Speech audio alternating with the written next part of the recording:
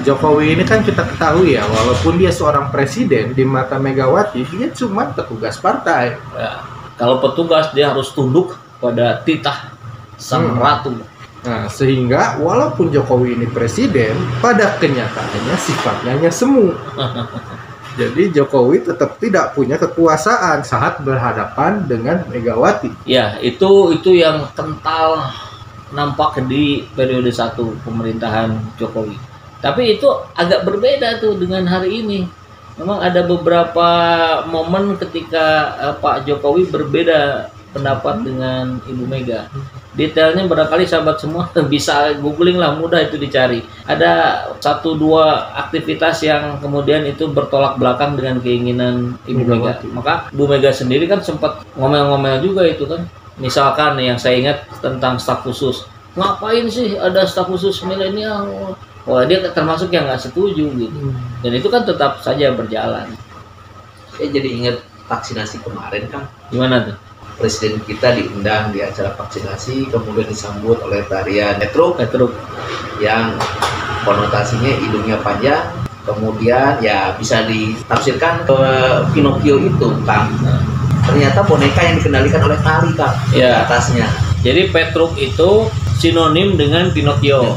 Cuman ada talinya, Kang, di atas. Nah, kalau Pinocchio dia digerakkan dengan tali dari dalang yang ada di atas gitu kan. Ya itu luar biasa juga itu Butet Kertaraharja ya, Kertaraharjo. Ya itulah. Bukan seniman kenamaan Indonesia yang kita tahu itu sangat pro Jokowi kemarin. Cuman yang namanya seniman kan memang suka agak-agak bandel gitu, agak-agak jahil. Jadi Jokowi datang disambut dengan gerakan Petruk yang konotasinya sama dengan Pinocchio, dan kemudian saya baca juga itu respon Pak Jokowi bagus lucu. Ya beliau kan standar lah kalau respon-responnya selalu respon-respon yang normatif ya. Kayak lihat Muldoko melakukan kudeta terhadap Demokrat, kemudian dia bilang ya biasa aja katanya, nggak apa-apa. Dan itu kan menurun tuh.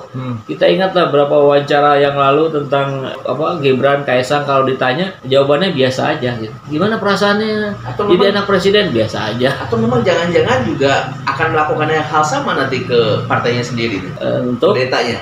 Jokowi mengkudeta PDIP gitu. Mungkin. Gak ada yang tidak mungkin dalam politik. Saya kira mungkin aja ini cara-cara yang perlahan menguatkan struktur di pemerintahan dinastinya Jokowi. Kemudian ya kemana lagi yang paling mungkin masuk? Ya ke PDIP, menggeser pelannya Bu Mega.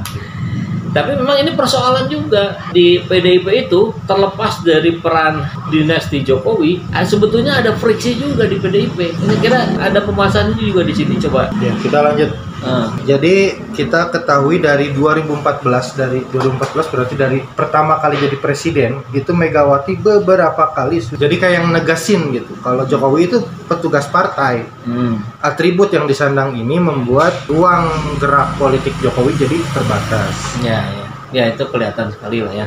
Ya berikutnya dijelaskan gini Kang. Jadi yang menulis kolom ini yakin bahwa kader-kader muda PDIP ini mereka punya kesetiaan terhadap partai, sehingga mereka menyadari bahwa apa yang terjadi sekarang di kubu PDIP dengan dinasti dan segala macam ini akan memberikan dampak gitu terhadap parpol itu sendiri.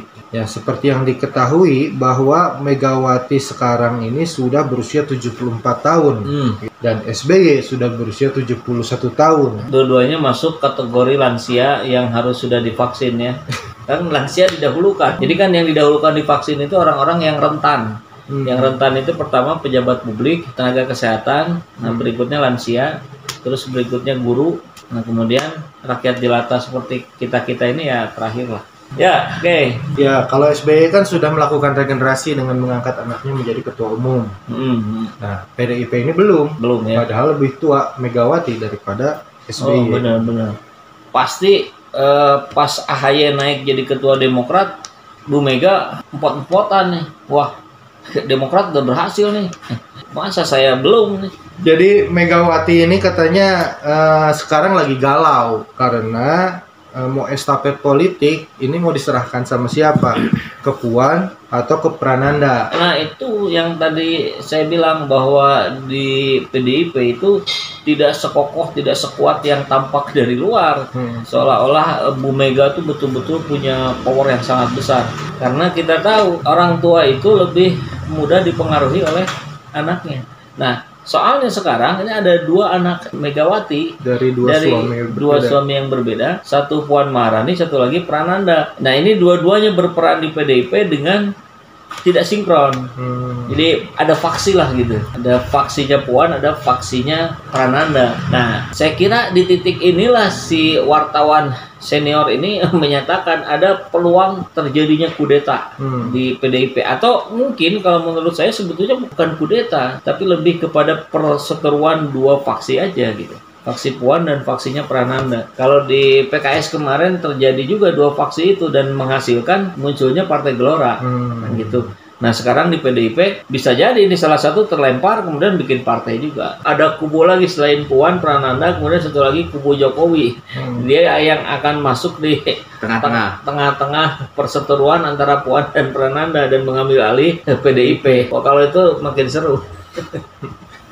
Ya oke, langsung ke ujung aja, gimana? Nah di akhir ini Kang, di akhir artikelnya diceritakan bahwa PDIP itu sudah tercatat banyak sekali melakukan kasus korupsi. Paling banyak di antara partai-partai lain. Iya, di Indonesia ini banyak banget kasus-kasusnya, disebutkan lah satu ya sampai beberapa paragraf. Lalu di akhirnya dengan banyaknya kasus korupsi ini, apakah tidak ada satupun kader muda di PDIP ini yang tertarik untuk menggulingkan Megawati dari kursi kepemimpinan PDIP? Nah, ini luar biasa, ini jurnalisnya berani sekali. Pertanyaan terakhir menjadi sebuah kesimpulan dari video ini yang ya barangkali banyak juga sahabat-sahabat kita termasuk di PDIP yang ingin membenahi PDIP dengan jauh lebih baik, jauh lebih bersih, jauh dari praktek-praktek korupsi. Ya mudah-mudahan saja lah ya, kita doakan itu termasuk PDIP menjadi partai yang lebih amanah karena sudah menjadi pilihan paling banyak di Indonesia. Dan bayangkan saja kalau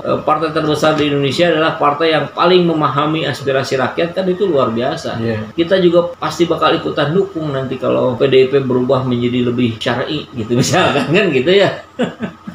Kalau sekarang partai terbesar di Indonesia adalah partai yang paling tahu celah untuk melakukan korupsi. Nah, eta masalah, nah Bang.